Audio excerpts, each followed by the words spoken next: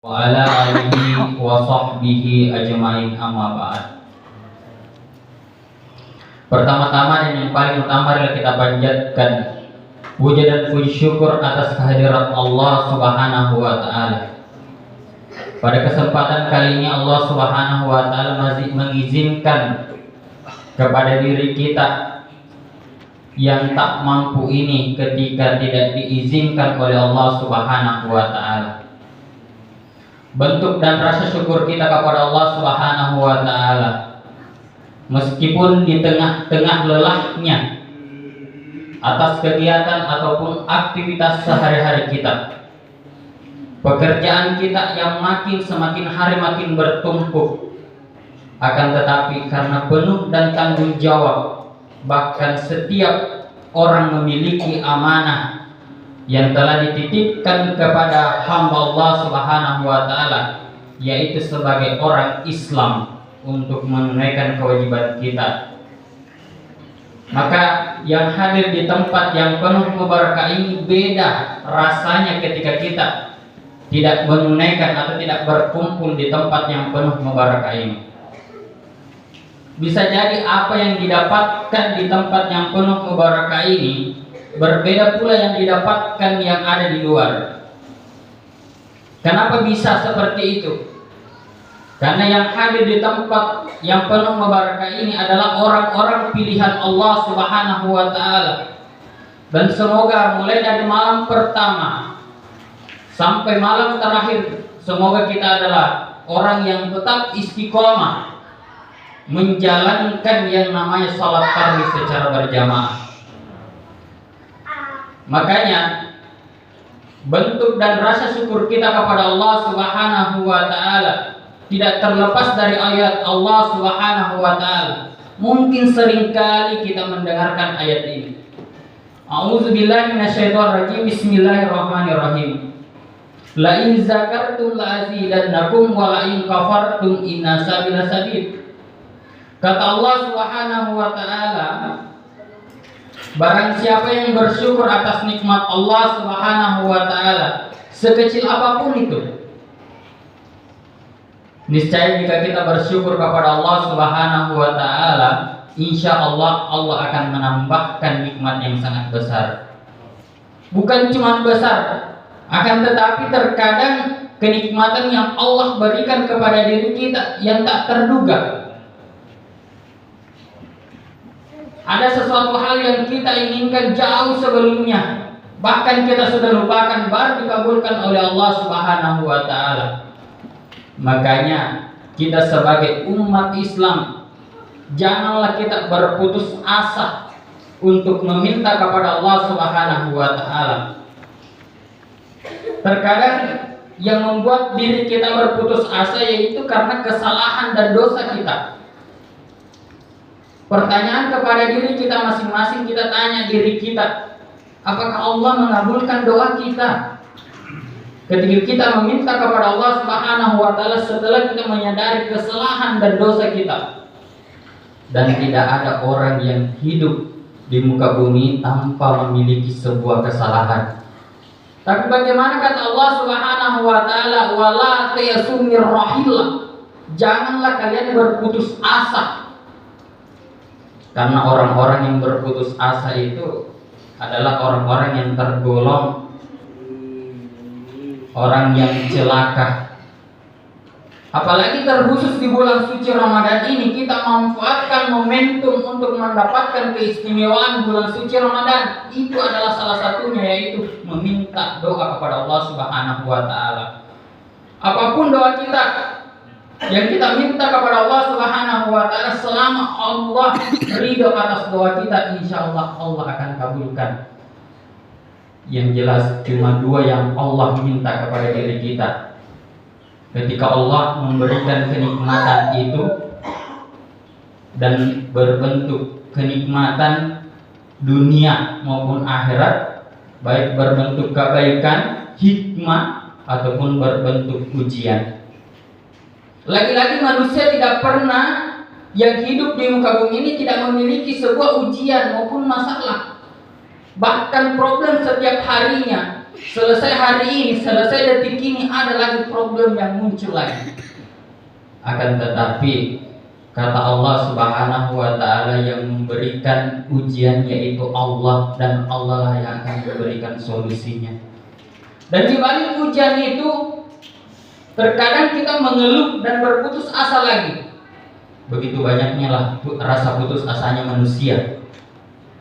Bahkan setiap hari mungkin terkadang kita mengeluh dan putus asa. Kenapa berbeda agama kita dengan agama yang lain?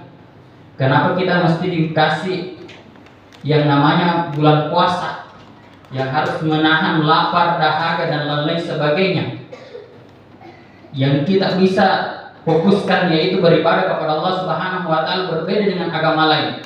Karena disitulah letak bulan suci Ramadan, karena memiliki banyak keistimewaan yang telah diberikan ataupun yang telah dipersediakan bagi orang-orang Islam. Terkhususnya di bulan suci Ramadan ini, mungkin banyak orang-orang yang memiliki penyakit, akan tetapi masuknya bulan suci Ramadan diangkat sedikit demi sedikit. Bisa jadi di bulan suci Ramadan ini ada orang yang ditimpa musibah ataupun ujian, akan tetapi diberikan solusi dan diangkat ujiannya sedikit demi sedikit. Karena apa? Karena doanya dan aktivitas ibadahnya sehari-harinya. Makanya tidak ada yang lain yang harus ditingkatkan di bulan suci Ramadan ini, melainkan untuk beribadah kepada Allah Subhanahu wa Ta'ala. Meskipun kita diberikan ujian, kata Allah Subhanahu wa Ta'ala menjelaskan di dalam Al-Quran, cuma dua yang Allah minta, yaitu ista'inu bis-sabri was-shalah. Kita tunaikan kewajiban kita, yaitu beribadah kepada Allah Subhanahu wa Ta'ala, dan kita bersabar. Allah akan memberikan solusinya, Allah akan memberikan jalan keluarnya.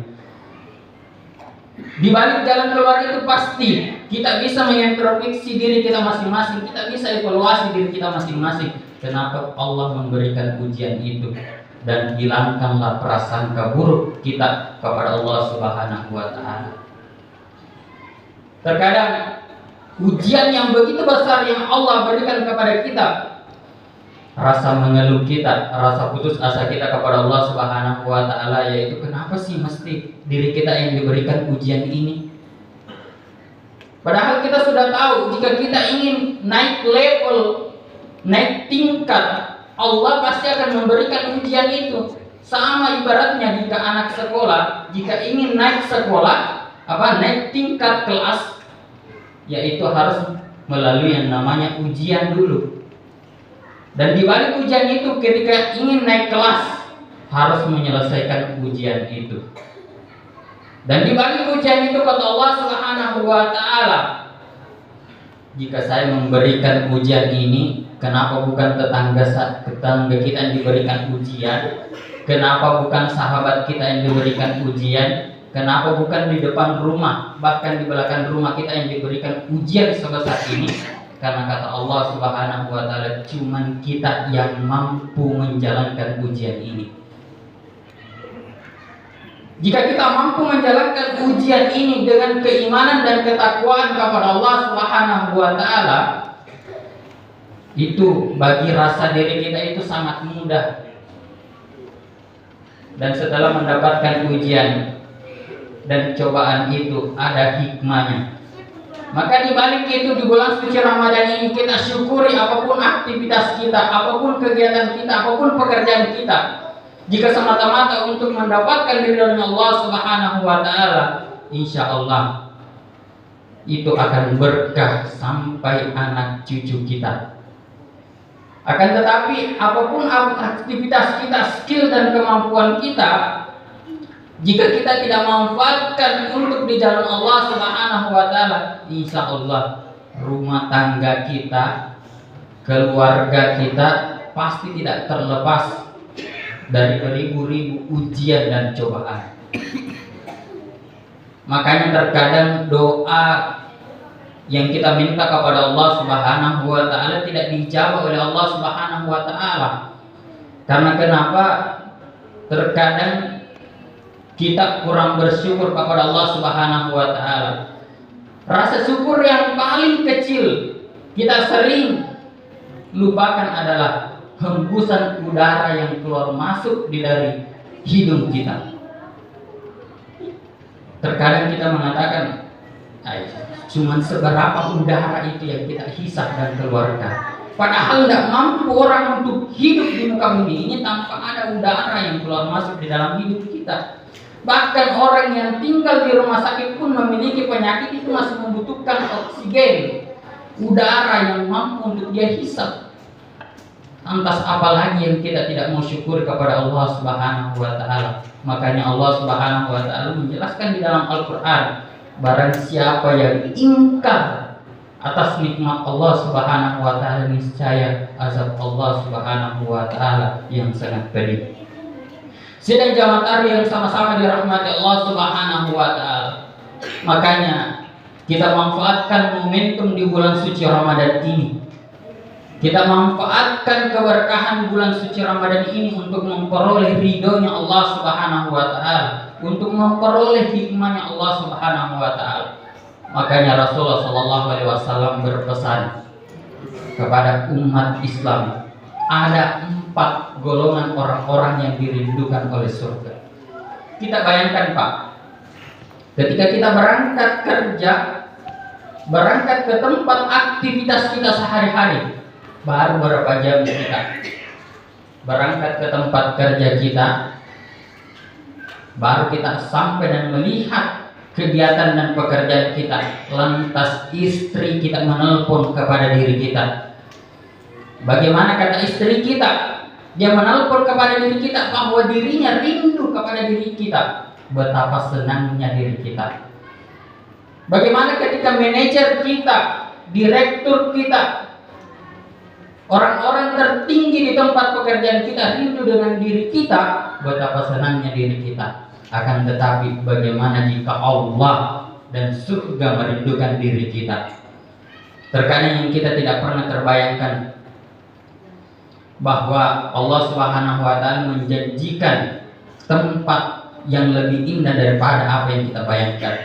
Kita lihat masjid tercinta kita ini yang penuh dengan keberkahan, penuh dengan keistimewaan, yang sudah didesain sedemikian mungkin, yang sudah didesain secantik-cantik mungkin agar jamaahnya makmur, agar jamaahnya tetap istiqomah untuk menjalankan ibadah.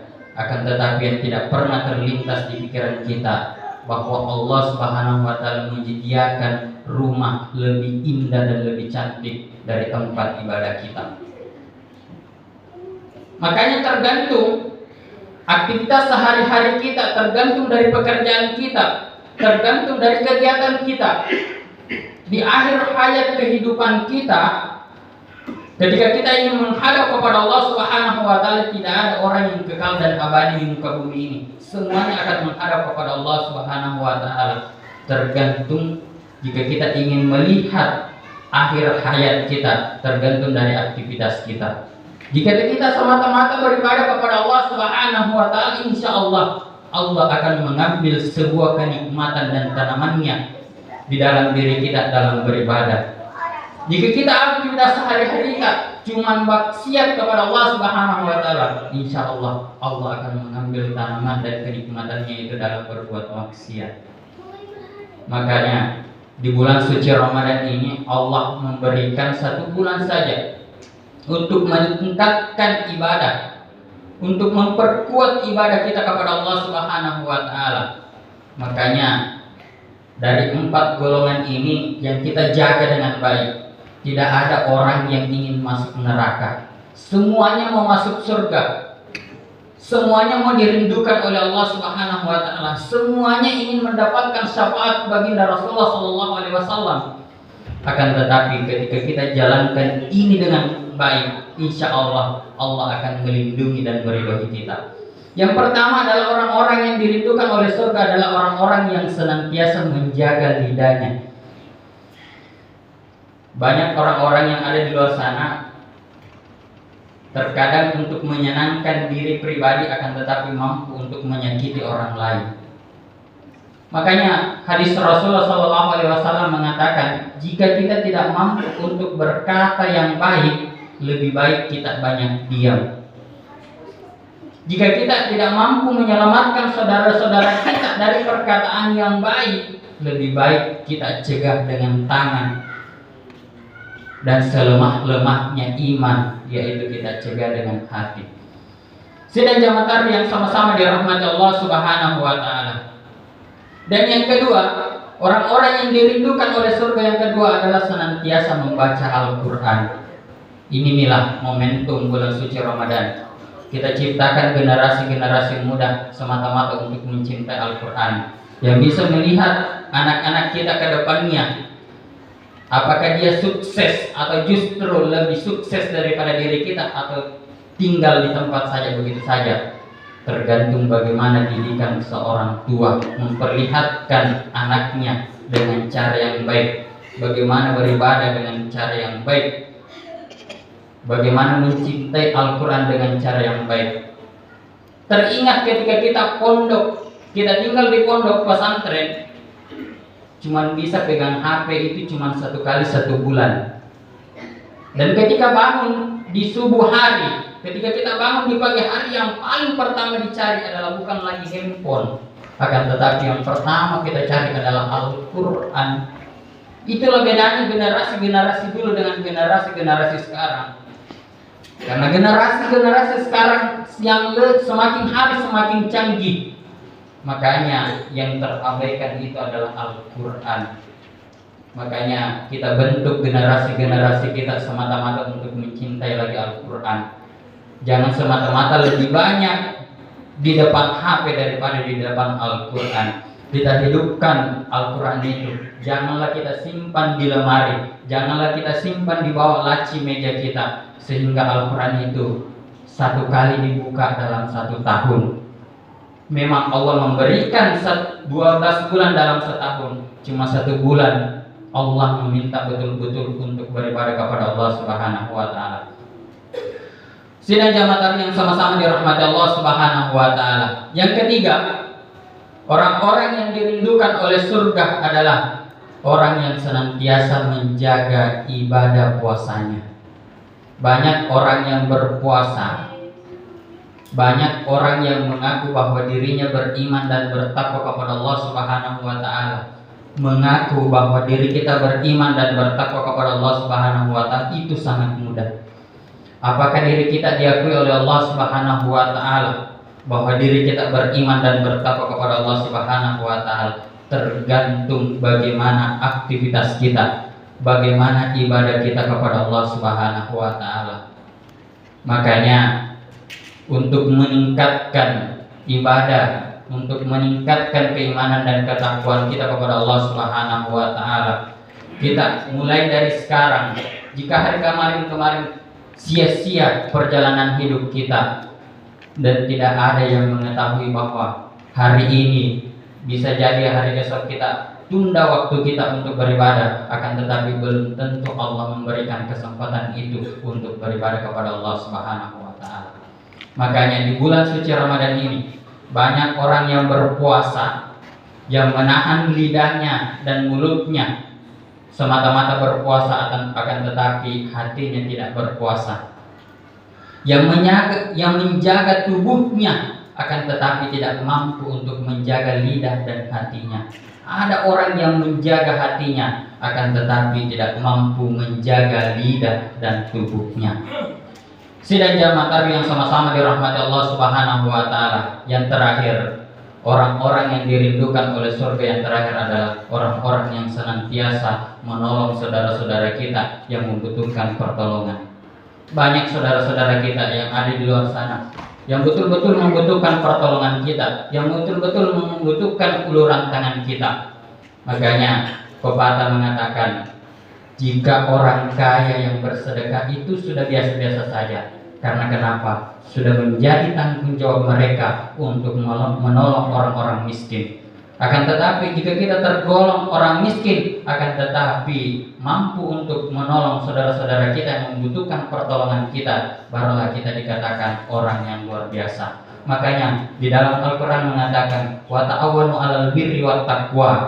Jika kita mampu untuk menolong kebaikan dengan niat dan takwa kepada Allah Subhanahu wa taala, insya Allah Allah tidak pernah lari dari diri kita. Insya Allah Allah tidak pernah menghindar dari kita. Yang semata-mata aktivitas kita, pekerjaan kita beribadah kepada Allah Subhanahu wa taala, Allah akan rindu dan surga akan merindukan diri kita. Mungkin itu yang sempat saya sampaikan pada kesempatan kali ini. Pada ceramah yang singkat ini, kurang dan lebihnya mohon dimaafkan. Balai bolong balai cakalang. Cukup sekian dan terima kasih. Wabillahi taufiq wal hidayah. Wassalamualaikum warahmatullahi wabarakatuh.